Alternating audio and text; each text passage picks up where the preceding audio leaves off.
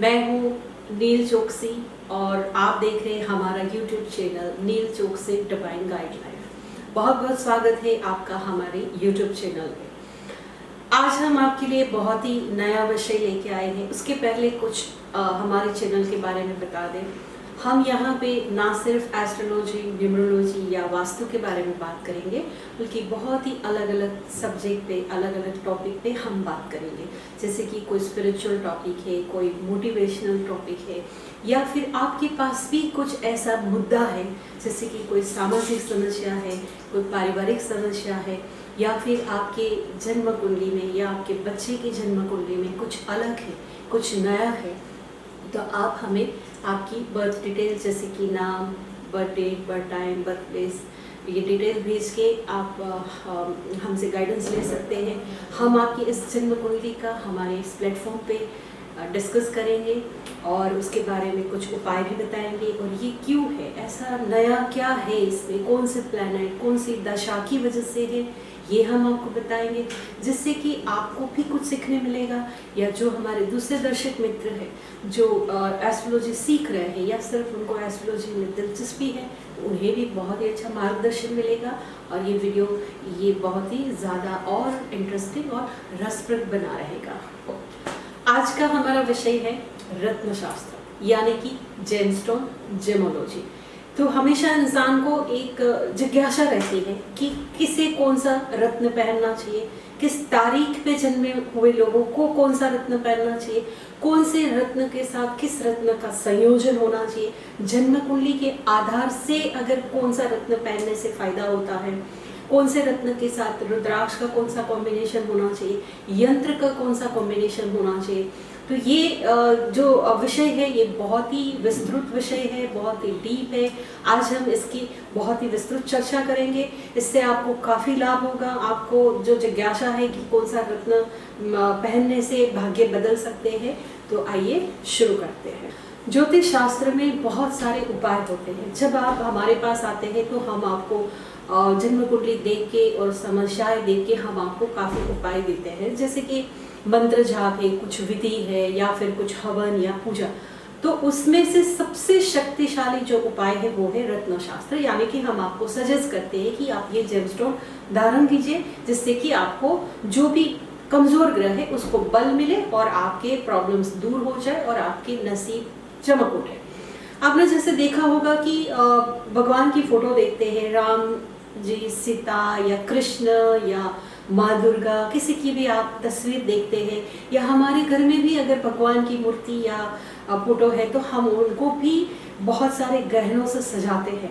तो आपने हमेशा नोट किया होगा कि उनके जो ज्वेलरी होती है उसमें रूबी, नीलम, एमरल्ड, इस तरह के कलरफुल स्टोन्स जो होते हैं वो जड़े हुए रहते हैं। तो अनादिकाल से रत्नों की तरफ हमेशा इंसान आकर्षित रहेगा, आगे भी रहेगा। ये रत्न यूं ही नहीं होता है, इनका बहुत ही गहरा प्रभाव आपके बॉडी पे पड़ता है और आपके जो बायोलॉजी होती है उनके ऊपर पड़ता है। वो असर कैसे होता है ये हम आगे बहुत ही शॉर्ट में समझेंगे।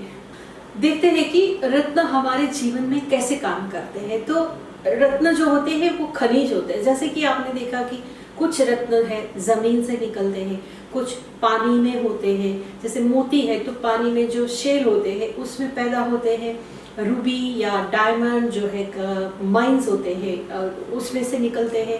मंगल जैसे स्टोन जो है वो पानी में, जो प्रवाल बोलते हैं ना, वहाँ वो एक वनस्पति का टुकड़ा है। तो ये कैसे काम करते हैं, जैसे मैं आपको एक अच्छा सा उदाहरण देती हूँ।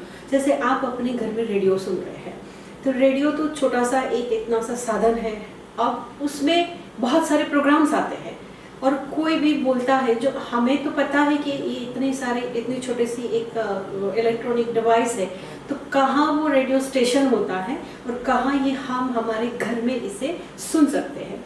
बिल्कुल इसी तरह से, क्योंकि वो जो आवाज़ है वो कहीं ना कहीं रेज जो बोलते हैं ना, हवा में जो तरंगे होती है वहाँ से आती है। बिल्कुल वैसे ही रत्न जब आप अपने शरीर पे धारण करते हैं तो आसमान में ये जो ग्रह घूम रहे हैं उसके रेज, कॉस्मिक रेज से आपके अंदर बॉडी के अंदर उस चीज की अगर कमी है तो रेस के थ्रू आपके अंदर वो जाएगा, खींचेगा। इतना पावर होता है ये 5 कैरेट 6 कैरेट के रत्न में, और आपके अंदर जो भी कमी है वो कमी को वो पूरा करता है। काफी लोग हमारे पास आते हैं, रत्न खरीदते हैं, और जब हम उनके लिए अंगूठी या पेंडेंट बनाते हैं तो हमेशा एक उनका आग्रह रहता है कि स्किन को टचिंग होना चाहिए।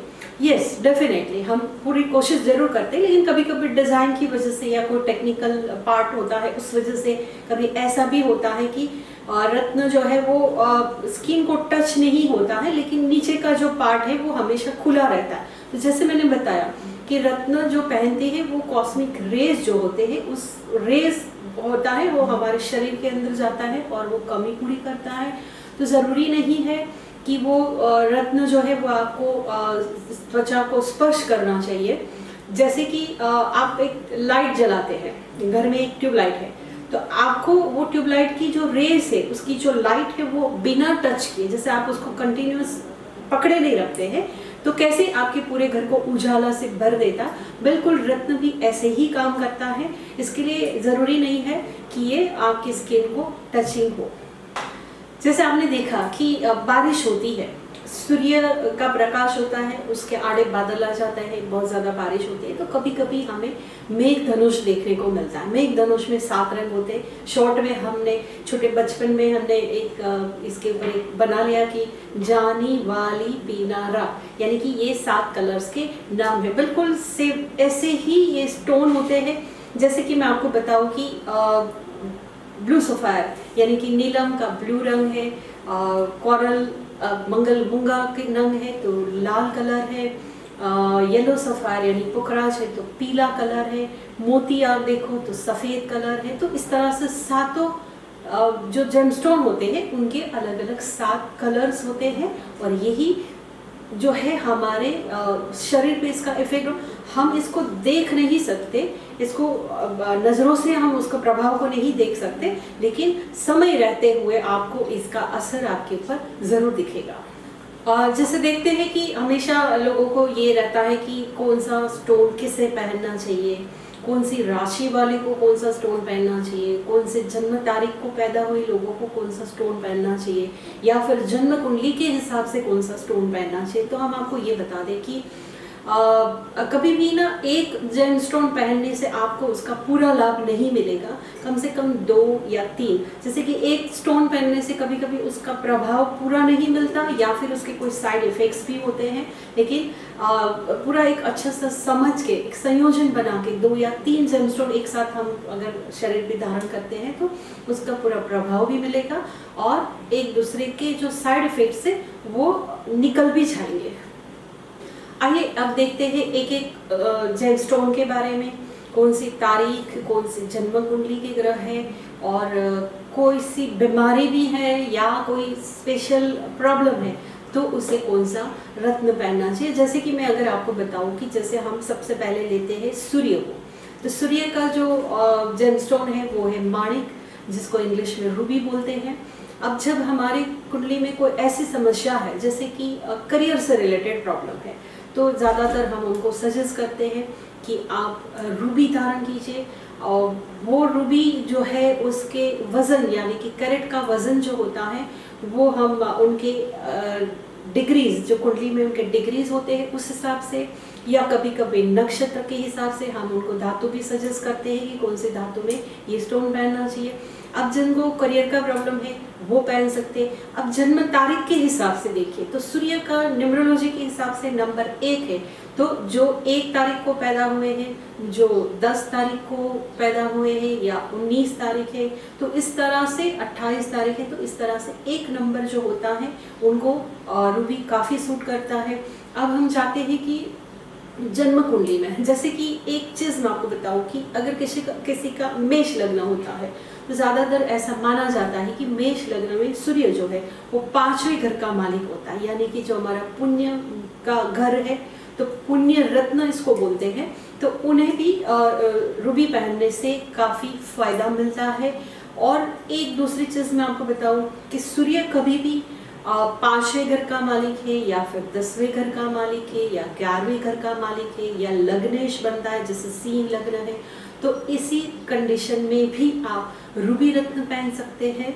और वज़न या कितना कैरेट होना चाहिए वो आपके जन्म कुंडली में सूर्य की स्थिति, सूर्य के डिग्रीज के हिसाब से सजेस्ट किया जाता है। सूर्य जो होता है हमारी जन्म कुंडली में वो क्या देता है, जैसे कि आपके शरीर की उष्णता को वो कंट्रोल करता है। ऊर्जा, जिसका कुंडली में सूर्य बहुत पावरफुल होता है, उनके अंदर बहुत ऊर्जा होती है, बहुत एम्बिशियस होते हैं। और बीमारी के हिसाब से अगर देखा जाए तो अगर किसी को हड्डियों की बीमारी है या किसी की आँख की बीमारी है, तो इस तरह के कोई भी शारीरिक प्रॉब्लम होते हैं, तभी भी रूबी रत्न उनको सजेस्ट किया जाता है। देखते हैं कि मोती रत्न किससे धारण करना चाहिए। तो जैसे कि मोती जो है यानी कि वो चंद्र का रत्न है। चंद्र, न्यूमरोलॉजी में चंद्र का नंबर जो है 2 नंबर, तो जिनकी जन्म तारीख 2 है या फिर 4 है या फिर 22 है, 20 है, तो इस तरह की जन्म तारीख जिनकी होती है उन्हें मोती रत्न धारण करना चाहिए। जन्म कुंडली में जैसे कि मैं आपको बताऊं कि जिनका कर्क लग्न है या चंद्र जिसका 10वें घर का मालिक बनता है, 5वें घर का मालिक बनता है, 9वें या 11वें घर का, कभी कभी कोई कोई स्थिति में दूसरे भाव का मालिक बनता है, तभी भी उनको मोती रत्न धारण करने की सलाह दी जाती है। कभी कुंडली में या व्यक्ति को कोई ऐसी परेशानी है कि बहुत ही मानसिक तनाव में रहता है, या विष योग है, कुंडली में शनि और चंद्र का कॉम्बिनेशन है, या दृष्टि से देखते हैं, तो चंद्र जिनका कमज़ोर होता है, डिग्री वाइज कमज़ोर होता है, अस्त का होता है, तो उन्हें भी मोती रत्न पहनना चाहिए। आइए देखते हैं अभी मंगल का स्टोन, जैसे कि जिसको बोलते हैं कोरल, या तो फिर हिंदी में जिसको बोलते हैं मूंगा। तो कुंडली में ये मूंगा रत्न जो है मंगल का स्टोन है। मंगल जो है उनका न्यूमरोलॉजी में नंबर 9 है। तो जिनकी भी बर्थ डेट 9 नंबर है, 18 नंबर है या फिर 27 है, तो उन्हें भी ऐसा सजेस्ट किया जाता है कि मूंगा रत्न वो पहन सकते हैं।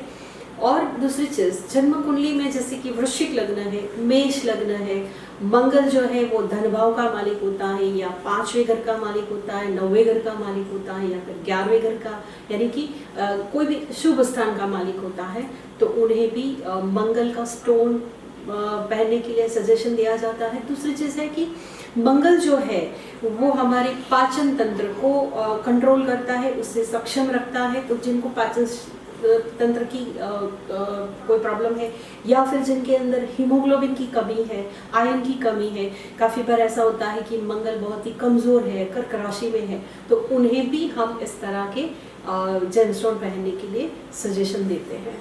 अब देखते हैं पन्ना के बारे में, यानी कि जिसको एमराल्ड बोलते हैं। तो ये इसका न्यूमरोलॉजी के हिसाब से बुध का नंबर जो है वो 5 है। तो न्यूमरोलॉजी के हिसाब से आप देखें तो जिनकी जन्म तारीख जो है वो 5 है या 14 है या 23 है, तो वो भी एमराल्ड धारण कर सकते। बुध जो है वो बुद्धि की क्षमता को बढ़ाता है, हमारी वाणी को बहुत ही स्किलफुल बनाता है।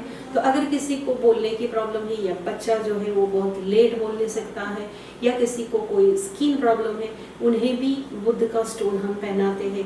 बुध कमज़ोर है किसी की कुंडली में, जैसे 6ठे 8वें का मालिक है, या फिर बुध शनि के साथ है, राहु के साथ है, तो उनको कोई ना कोई साइकोलॉजिकल प्रॉब्लम रहती है। उस स्थिति में भी हम उनको कभी कभी ये एमराल्ड धारण करने के लिए बताते हैं।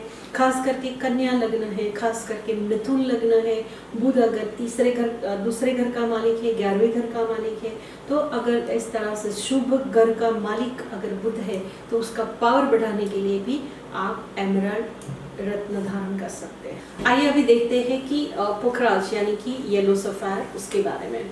जैसे कि पुखराज जो है न्यूमरोलॉजी में, ये पुखराज जो है वो गुरु का रत्न है। न्यूमरोलॉजी में इसको नंबर दिया गया है 3 नंबर। तो जिनकी भी जन्म तारीख 3 है या फिर 12 है या फिर 21 है, उन्हें पुखराज यानी कि येलो सफायर पहनने की सलाह दी जाती है। गुरु जो हमारी कुंडली में है वो विजडम देता है, हमें आध्यात्मिक उन्नति पर लेके जाता है। तो जिनको भी ऐसी कोई ख्वाहिश है तो वो भी जेमस्टोन येलो सफायर पहन सकते हैं। और गुरु गुरु जो है वो हमारे पाचन तंत्र को, या फिर जिनका बहुत ज़्यादा वजन है या इस तरह की कोई प्रॉब्लम है, तो लिवर की कोई प्रॉब्लम है, तो उन्हें भी ये क्योर करने के लिए येलो सफ़ायर पहनने की सलाह दी जाती है। दूसरी चीज़, जन्म कुंडली में जैसे कि धनु लग्न है या मीन लग्न है, इस तरह से ही जैसे कि गुरु दूसरे घर का, 5वें घर का, 10वें घर का या 11वें घर का मालिक है, उसे ज़्यादा बल देने के लिए भी येलो सफ़ायर आप पहन सकते हैं। देखते हैं अभी शुक्र का रत्न हीरा यानी कि डायमंड, और शुक्र का रत्न हीरा भी है, ज़रकोन भी है, ऑपिल भी है, तो आप कोई भी इसमें से शुक्र को बलवान बनाने के लिए पहन सकते हैं। शुक्र जो है न्यूमरोलॉजी में 6 नंबर को कंट्रोल करता है, तो जिनकी भी जन्म तारीख 6 है, 15 है, 24 है, उन्हें डायमंड या तो ऑपिल पहनने की सलाह दी जाती है। जन्म कुंडली में तुला लग्न है, वृषभ लग्न है, या फिर मेष लग्न में भी बहुत ही अच्छे से धन भाव का मालिक है, तो इस तरह से जन्म कुंडली में शुक्र की स्थिति किस तरह की है उस हिसाब से शुक्र का रत्न। और नॉर्मली शुक्र का रत्न जो होता है डायमंड, वो हम किसी को भी बोलते हैं, आप पहन सकते हैं, क्योंकि इसमें बहुत ज़्यादा प्रभाव है। और शुक्र को आप देखते हैं कि जो डायमंड होता है वो ज़्यादा घनत्व होता है, इसमें जितने भी रत्न हैं उसमें से अगर सबसे टफ या हार्डनेस है तो वो शुक्र में यानी कि डायमंड में होती है, तो वो उसका असर भी बिल्कुल वैसा ही होता है। अगर आपको लग्जरियस लाइफ चाहिए, या शादी नहीं हो रही है, या आपको सच्चा प्यार नहीं मिल रहा है, या जीवन में पैसों की कमी है, तो उस टाइम पे आप हीरा या ऑपिल रत्न धारण कर सकते हैं। जैसे कोई फिल्म लाइन में है, इस तरह के एंटरटेनमेंट या मीडिया फील्ड में जिनको सफलता चाहिए, उन्हें भी हम शुक्र का रत्न डायमंड या तो ऑपिल पहनने की सलाह देते हैं। आइए अभी देखते हैं नीलम यानी कि ब्लू सफ़ायर के बारे में। शनि का रत्न है नीलम, न्यूमरोलॉजी में नंबर दिया है 8 नंबर, तो जिनकी भी जन्म तारीख 8 है, 17 है, 26 है, न्यूमरोलॉजी के हिसाब से उनको नीलम रत्न धारण करने की सलाह दी जाती है। जन्म कुंडली के हिसाब से अगर देखें तो जिनका भी मकर लग्न है या फिर तुला लग्न है, क्योंकि तुला लग्न में शनि जो है योग कारक बनता है, या फिर कुंभ लग्न है तो लग्नेश बनता है। शनि अगर धनु लग्न में जैसे कि वो धनुभाव का मालिक बनता है, तो यहाँ पे अलग अलग सिचुएशन में कौन सा स्टोन कितने डिग्रीज का है, वो उसकी सिचुएशन क्या है, कहाँ डिपॉजिटेड है, वो अस्त है या फिर वो वीक है, किसी भी तरह से नीच राशि में है, तो उसको बल देने के लिए अगर वो अच्छे घर का है तो ही हम उसको बल देते हैं। अगर बुरे घर का होके कमज़ोर है तो बहुत अच्छी बात है, लेकिन अच्छे घर का मालिक है और फिर वो कमज़ोर है या अस्त है या वीक है, क्षीण है, तभी उसको बलवान बनाने के लिए इस तरह के जेमस्टोन पहनने की सलाह दी जाती है। शनि जो है वो हमारे जीवन में आपको पता है आध्यात्मिक ऊंचाई देता है हमें, बहुत ही ज़्यादा शनि जो है वो ऐसा ग्रह है कि अगर अच्छा है तो हमारे जीवन में किसी भी चीज़ की कमी नहीं रहती है। अगर वो अच्छी स्थिति में नहीं है तो हम कितनी भी मेहनत कर ले, कितना भी प्रयत्न कर ले, लेकिन हम हमारी ज़िंदगी को हम बहुत ऊंचाई पे नहीं ले जा सकते। तो ये जो नीलम स्टोन है वो बहुत ही महत्व का स्टोन है।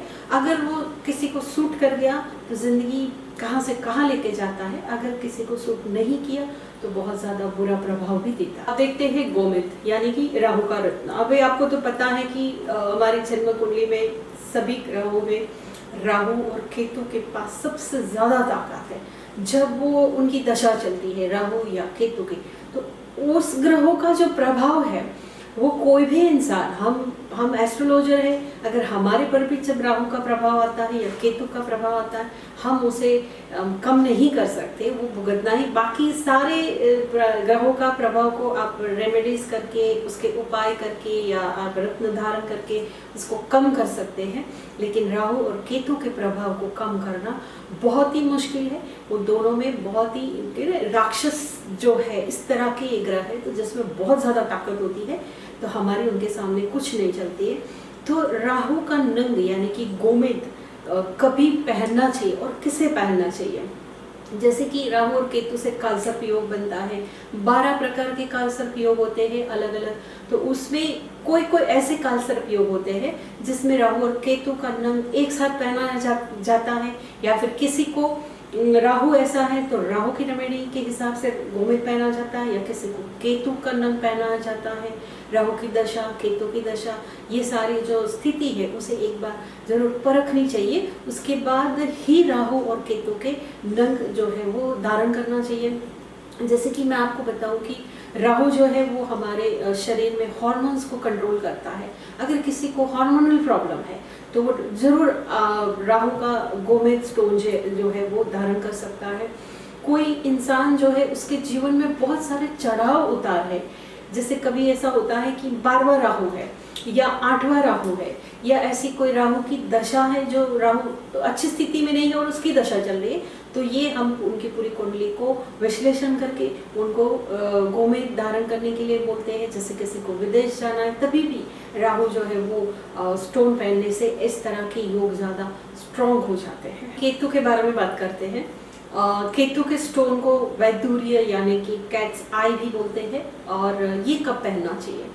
तो जैसे कि मैंने बताया कि राहु और केतु की वजह से कालसर्प योग बनता है। अब जिसकी कुंडली में केतु ऐसे स्थान में बैठा है, जैसे कभी छठे घर में है उसकी दशा चल रही है, 8वें घर में है केतु तो कभी कभी वो मानसिक डिप्रेशन देता है, 12वें घर में तो केतु को अच्छा माना जाता है। केतु एक ऐसा स्टोन, कैट्सा एक ऐसा स्टोन है जो प्रकृति में सबसे ज़्यादा गर्म है, यानी कि आपके शरीर में बहुत अजीब गर्मी वो पैदा करता है। और एक उसका फ़ायदा ये भी है कि अगर कोई इंसान बहुत ज़्यादा नकारात्मक हो गया है, उसको किसी भी चीज़ में सकारात्मक ख्याल ही नहीं आते हैं, इतनी ज़्यादा नेगेटिविटी है, तो केतु का स्टोन पहनने से उसकी वो जो नकारात्मक प्रवाह है उसको वो ज़रूर रोकता है, कम से कम तो ज़रूर करता है। अब केतु का जिसकी कुंडली में जिसकी कोई बर्थ डेट है, जैसे कि 7 है, 16 है, तो इस तरह के जन्म तारीख जिनकी रहती है वो कैट्स पहन सकते हैं न्यूमरोलॉजी के हिसाब से। और जन्म कुंडली में अगर आप देखो तो केतु अगर छठे घर में है उसकी दशा जनरली एक हमने इतने सालों में सीखा है, और हमारे गुरु जी जो है वो भी ऐसा बोलते हैं कि यही एक ऐसा स्टोन है शनि के बाद जो बहुत ही जांच परख के पहनना चाहिए। अगर आपको वो सूट नहीं किया, आपने पहना, तो आपके ना जो शारीरिक क्षमता होती है या आपकी हेल्थ पे ये बहुत ही नकारात्मक असर पैदा करता है। तो केतु का स्टोन है वो सोच समझकर पहनना चाहिए। हमने देखा कि कौन सा रत्न तारीख के हिसाब से, या कौन सा रत्न आपकी जन्म कुंडली के हिसाब से, या कभी कभी मेडिकल एस्ट्रोलॉजी के हिसाब से, बीमारी के हिसाब से कौन सा रत्न किसे पहनना चाहिए। अब हम आपको ये बताते हैं कि संयोजन क्या होना चाहिए, कि एक रत्न पहना है उसके साथ कुछ 2 और रत्न पहनने हैं, तो जन्म कुंडली का विश्लेषण तो करना बहुत ज़रूरी है। फिर भी 1 या 2 उदाहरण मैं आपको दे दें। हमारे इतने साल के अनुभव में हमने बहुत सारे हज़ारों क्लाइंट्स को रत्न के बारे में उनको सजेशन दिया है, वो पहन भी रहे हैं और बहुत अच्छा प्रभाव भी उनकी ज़िंदगी में देखने को मिला है। सभी अलग अलग कुंडलियों को विश्लेषण करना बहुत ज़रूरी है जब उनके हम रत्न का सजेशन देते हैं। ये एक कोई जनरल प्रेडिक्शन नहीं है, लेकिन फिर भी 1 या 2 उदाहरण मैं आपको देती हूँ कि किस रत्न के साथ कौन सा संयोजन होता है। जैसे कि मैं आपको बताऊँ कि कभी आप तुला लग्न है, या फिर आपकी जन्म तारीख 6 है, या फिर 4 है, तो ऐसी स्थिति में आप डायमंड पहन रहे हैं या ओपल पहन रहे हैं, तो उसके साथ मैंने देखा है कि जब आप फिरोज़ा या फिर जब आप गोमेद का स्टोन जो है वो पहनते हैं तो वो जो असर है वो ज़बरदस्त होता है। कभी कभी वो इतना अच्छा राजयोग क्रिएट करता है कि आपको खुद को लगेगा कि ये 2 स्टोन पहनने से बहुत सारे सकारात्मक प्रभाव आपकी ज़िंदगी में आए हैं और काफ़ी कुछ चीज़ें जो है वो आपको मिल रही है। अब दूसरी चीज़ मैं आपको बताऊँ कि इसके साथ यंत्र भी होते हैं, इसके साथ रुद्राक्ष भी होते हैं, वो हम आपको कभी फिर बताएंगे, डिटेल में बताएंगे कि किस तरह की कॉम्बिनेशन करने से आपको एक ही रेमेडी करने से ना तो आपको फिर कुछ और मंत्र जाप करने की ज़रूरत है, ना कोई और पूजा या विधि करने की ज़रूरत पड़ेगी। सिर्फ रत्न, रुद्राक्ष और यंत्र के कॉम्बिनेशन से आप अपने नसीब को और ज़्यादा बलवत्तर बना सकते हैं। और एक चीज़ मैं आपको बताऊँ, जैसे कि आप क्रिएटिव फील्ड में है, कोई इंसान फिल्म मेकिंग है, फोटोग्राफी है, या ऐसी कोई भी फील्ड है, तो उनको हम हमेशा बोलते हैं कि कॉम्बिनेशन करें मोती और एमराल्ड पन्ना। काफ़ी लोग ऐसा बोलते हैं कि ये तो दोनों शत्रु है तो नहीं पहनना चाहिए, लेकिन ऐसा नहीं है। आप दोनों का साथ में संयोजन करके पहन सकते हैं, आपको बहुत अच्छा ये क्रिएटिविटी देता है आपके माइंड को, क्योंकि चंद्र जो है, मोती जो है वो मन है और चंद्र उसको कंट्रोल करता है। तो आपकी इमेजिनेशंस, आपकी क्रिएटिविटी को बहुत ही ज़्यादा डेवलप करता है। हमने रत्न शास्त्र के बारे में देखा, कौन से जन्म तारीख को पहनना चाहिए, किसी को कौन सा रत्न धारण करना चाहिए, जन्म कुंडली के हिसाब से कौन सा रत्न धारण करना चाहिए, किस संयोजन में पहनना चाहिए।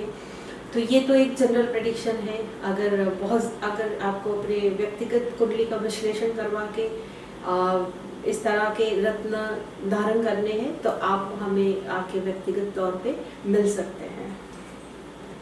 आपको हमारी दी हुई जानकारी बहुत ही पसंद आई होगी। आप हमारे YouTube चैनल नील चौक से डिवाइन गाइड लाइफ को शेयर कीजिए, सब्सक्राइब कीजिए और बेल आइकन दबाना बिल्कुल मत भूलिए, जैसे कि हमारा नया आने वाले सारे वीडियोस का नोटिफिकेशन आपको समय पर मिलता रहे। आप हमारे साथ जुड़ते रहिए। अगले हफ्ते फिर मिलेंगे कुछ नया रोचक विषय लेके। तब तक के लिए जय माता दी। आप हमेशा खुश रहे, स्वस्थ रहे। जय माता।